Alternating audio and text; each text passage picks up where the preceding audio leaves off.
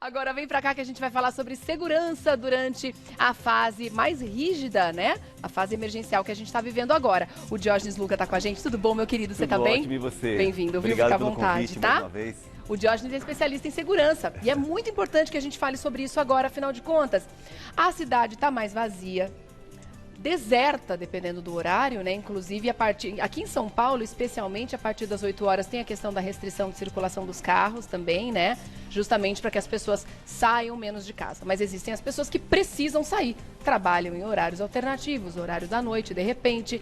O que essas pessoas precisam atentar com relação à sua própria segurança nesse momento? Bom, mais uma vez, né, muito importante as regras básicas, né? O uso de máscara permanentemente, tentar ao máximo ficar em casa, mas aquelas pessoas que têm trabalhos essenciais ou que estão trabalhando nas áreas que estão permitidas aí funcionar, também manter o distanciamento, o uso de máscara, manter as mãos sempre higienizadas, são as regras básicas para a gente poder diminuir a contaminação das pessoas por conta do Covid, né? Obviamente, as medidas de restrição que foram adotadas pelo governo nesse momento é justamente para diminuir as filas nos hospitais, né? Nós temos aí dados que são concretos de que há um excesso de pessoas procurando atendimento e a rede hospitalar está muitas vezes em vias de colapso. Por isso que as medidas foram adotadas nesse sentido e é importante as pessoas seguirem as recomendações.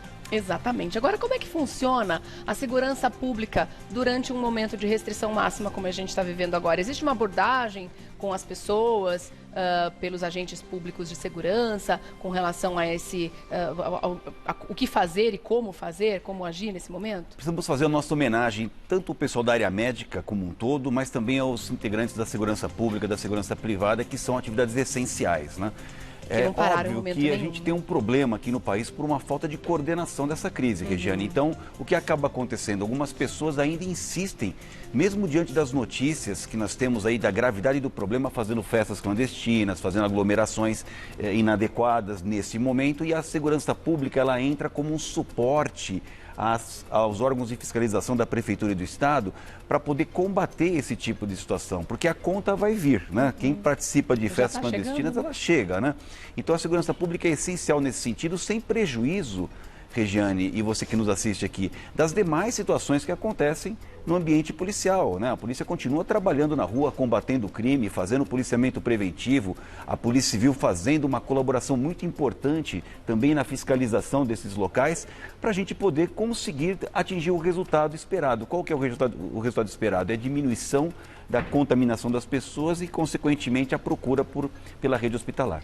E com relação à fiscalização, como é que os agentes de segurança estão fazendo? Porque até sistemas mais elaborados para burlar a polícia, quando essas festas acontecem, eles conseguiram inventar, né? Despistar a polícia, colocar endereço falso, outras formas de divulgação desses eventos e dessas festas. Como é que a polícia está atuando nesse sentido? Bom, primeiramente é muito importante ressaltar que não é um trabalho agradável para a polícia ficar fazendo esse tipo de fiscalização, né? Obviamente, de comércios que têm que ficar fechado e insistem em ficar abertos.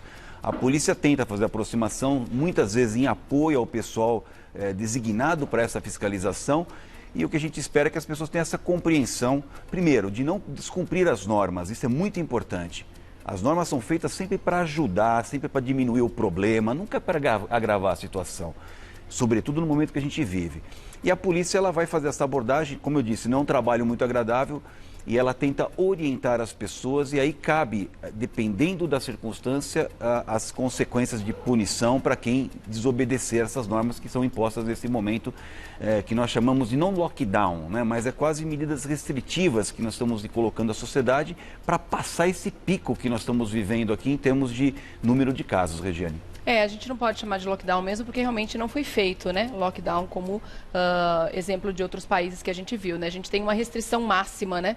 Nesse momento, justamente para não parar totalmente, porque realmente não dá. Existem coisas que precisam funcionar e é isso que as pessoas têm que entender. Podendo, fique em casa. Isso é o recado mais importante. Agora, com relação ainda à fiscalização e às punições, Para comércios que ficam abertos, existem multas, né? No caso de recidiva, muitas vezes até o comércio pode ter ali a licença de funcionamento cassada, né? Agora, para as pessoas que estão indo para essas festas, esses eventos clandestinos, que tipo de punição elas recebem? Acaba acontecendo também de poder ser multado e, obviamente, ser conduzido à delegacia para deixar um registro lá por conta do descumprimento dessas normas. Mas eu nem queria chegar no aspecto punição, sabe, Regiane? Porque eu acho que a gente tem que passar essa mensagem para as pessoas, para elas não transgredirem essas normas que são adotadas pelo seu próprio bem-estar. Se você descumprir essa norma, a maior punição é você levar o vírus para casa e contaminar uma pessoa da sua família. Exatamente. Essa é a maior punição. O resto é tudo maneiras de tentar intimidar. Mas o grande problema é você se contaminar, é você levar essa contaminação para uma pessoa da sua família. E aí a consequência pode ser grave. É importante ressaltar que nós estamos numa segunda epidemia. O que aconteceu, essa mutação viral que nós tivemos aí, ela tornou a coisa muito mais grave, ela não acomete só pessoas de idade e pode olhar nos seus vizinhos, nas suas famílias, está chegando muito perto de todas as pessoas pelos números sempre pessoas, que nós temos, né, Regiane? Então, assim, não fique impactado com a punição decorrente, a punição administrativa. A maior punição é você continuar vivo sabendo que você foi responsável pelo agravamento de uma situação de saúde de uma pessoa que você ama. Exatamente, ou então você de repente precisar, ou alguém da sua família precisar de um serviço médico por ter agravado a situação, a doença inesperadamente no seu organismo e você não ter esse acolhimento do hospital, que infelizmente em alguns lugares os hospitais estão tendo que negar, né, atendimento e negar hospitalização. Não tem vaga para todo mundo, né? Exatamente. Tem gente na fila de espera, né? É uma coisa horrorosa. Leãozinho, quer fazer uma pergunta, querido? Uma pergunta, porque a gente ouve sempre, muita gente reclama às vezes da polícia militar, porque o contingente não dá conta de uma cidade tão grande como São Paulo. E nesse momento, né, que a cidade está praticamente vazia, né? Então ela fica muito mais perigosa, né? Como é que a Polícia Militar está fazendo? Aumentou o contingente para poder dar, né, conta da cidade toda como um todo mesmo, né? Então, Leão, e você que nos acompanha aqui, a cidade não aumentou, a polícia não aumentou o contingente. Aliás, nós temos uma série de policiais que estão afastados, acometidos da doença ou que fazem parte do grupo de risco. A Polícia Militar, a Polícia Civil aqui de São Paulo, ela teve assim grandes baixas no seu efetivo por conta desse afastamento. E é por isso que a gente pede assim para as pessoas terem essa compreensão. Como eu digo, não é um trabalho agradável para a polícia chegar no estabelecimento comercial e falar para o sujeito fechar de fato a porta, porque ele está desobedecendo isso. Mas é importante nesse momento e vai passar isso, desde que a gente colabore com essas regras de segurança para poder diminuir a incidência. Eu queria chamar a atenção aqui, Regiane, num aspecto que é também importante dizer, né?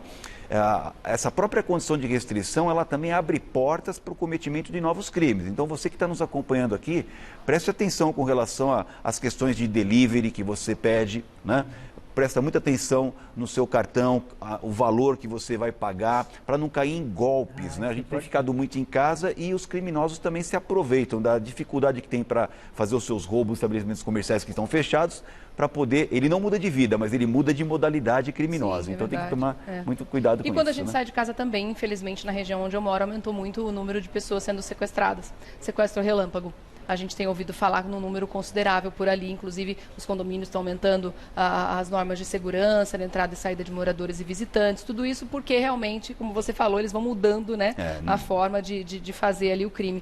Infelizmente não temos mais tempo de conversar, mas fica aberto o espaço para você voltar o quanto antes, tá bom? Eu sempre agradeço o convite, muito obrigado pela presença de vocês todos aqui no Revista da Cidade. Para que a gente fique mais seguro, sem dúvida nenhuma. Obrigada, viu? Para você fazer contato com o Diógenes Luca, que é especialista em segurança, você acessa o site diogenesluca.com.br, Luca com 2 Cs, diogenesluca.com.br. Obrigada, meu querido. Obrigado, Regiane, um prazer, viu? Obrigado.